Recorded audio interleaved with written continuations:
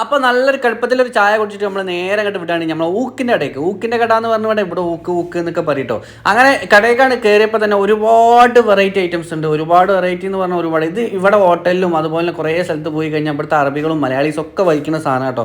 ഇവിടെ അതായത് വലിയ സംഭവം ഒന്നുമല്ല, പക്ഷേ നമ്മളെ നാട്ടിൽ വലിയ സംഭവം തന്നെയായിരിക്കും കേട്ടോ. അത് വേറെ കാര്യം. അങ്ങനെ ഇതിനെ റേറ്റ് തുടങ്ങണം 150 റിയാലിനാണ് ഇവിടെ സ്റ്റാർട്ട് ചെയ്യുന്നുണ്ട്. ഇത് ഒരുപാട് കടകളുണ്ട്, ഒന്നൊന്നല്ല, ഒരുപാട് അപ്പുറം ഇപ്പുറമൊക്കെ ഉണ്ട്. പിന്നെ എല്ലാ കടകളും ഇതതിൻ്റെ വള്ളിയാണ്. അതെടുത്താണ് ഇങ്ങനെ വലിച്ചിടണം. ഇവിടെ ഹോട്ടലിൽ കയറി കഴിഞ്ഞാൽ പഠിച്ചാരി ഇരുന്ന് നേരെ ഈ വലിച്ചിട്ടാണ് നമ്മൾ ഫുഡൊക്കെ കഴിക്കൽ കേട്ടോ. അതായത് 2-3 വലിയൊക്കെ ഒഴിച്ചിട്ട് അതിന് ശേഷമാണ് ഈ അറബികളും മറ്റുള്ളൊക്കെ ഫുഡ് കഴിക്കുക.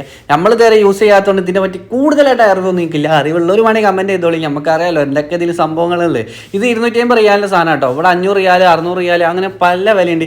നാട്ടിലത്തെ 22 സംതിങ് ആണ് ഇപ്പോഴത്തെ വില. അപ്പോൾ ആ റിയാലിൻ്റെ കണക്ക് വെച്ചിട്ട് നാട്ടിലത്തെ വില നിങ്ങൾ കമ്പയർ ചെയ്താൽ മതി.